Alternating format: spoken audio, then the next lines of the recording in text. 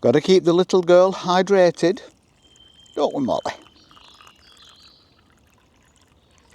There you go. Because it's a hot, hot day, isn't it, Molly? Find somewhere to put that.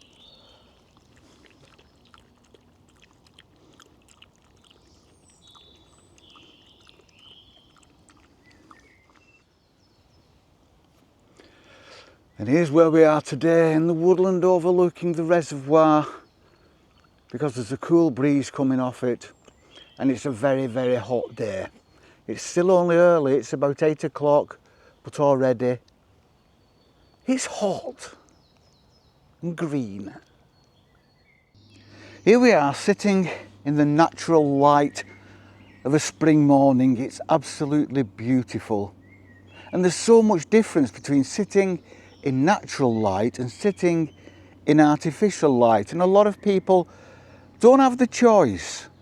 But when you have got the choice, when you get the free time, there are so many benefits to sitting and being out in natural light.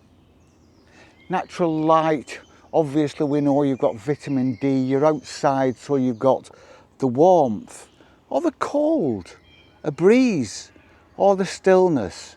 It's good for cognitive function and circadian rhythm, your body clock.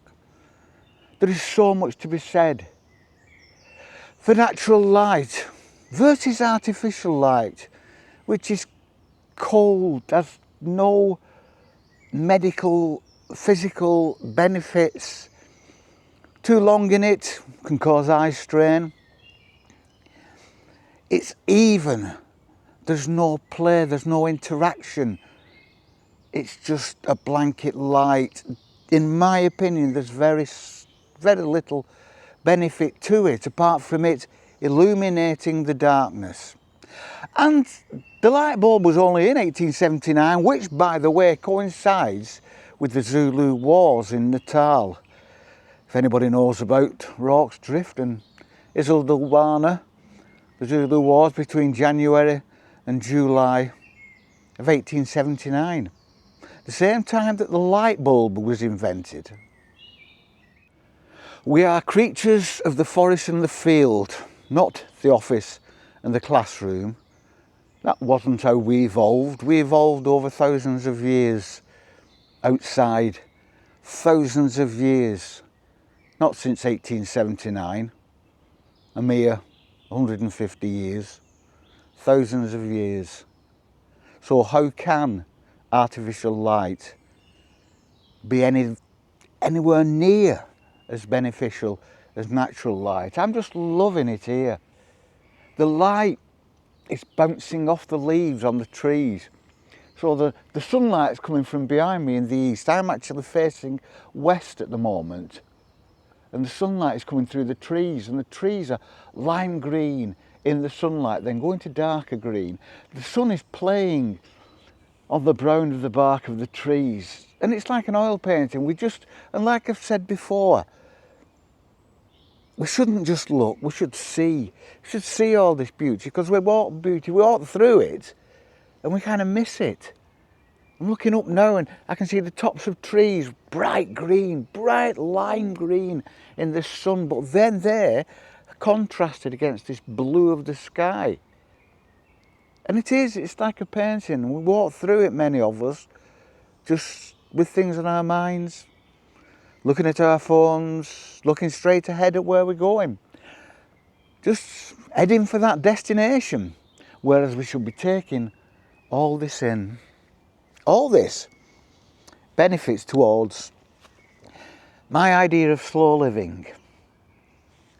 Gentle, peaceful, slow. It isn't just about the slowness of movement. It's about the slowness of being, the slowness of thinking, the slowness of thought, the deliberation of an act. Not just doing an act, but thinking an act through, which is great if you're clumsy like me, because I just throw things all over the place. But to actually think something through,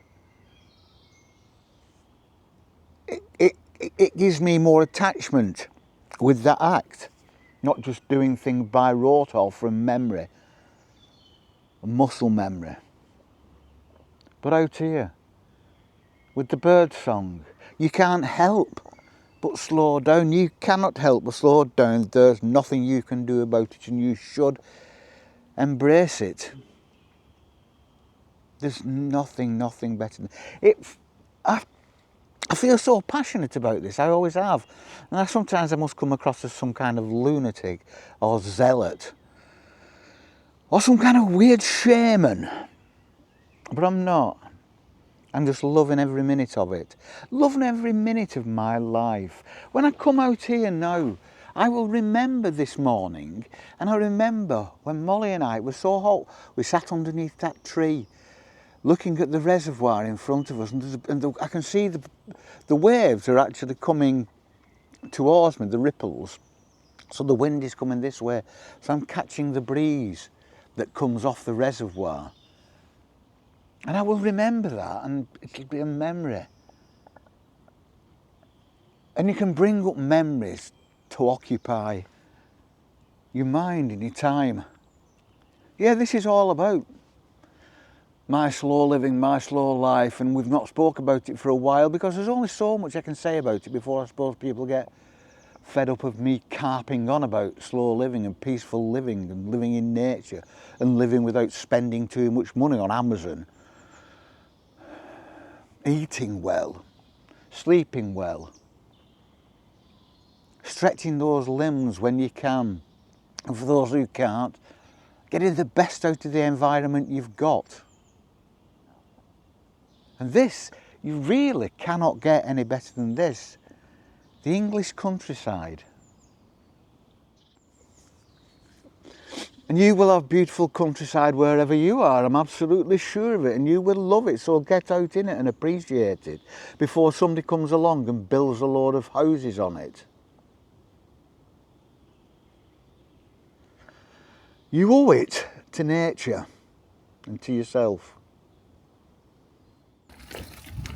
Creatures of the forest and the field, but unfortunately that's not how it is. At least not at the moment. But rail against it. Campaign for offices in forests and classrooms on mountain tops. And while you lot are doing that, we shall see you on the flip. Peace and love.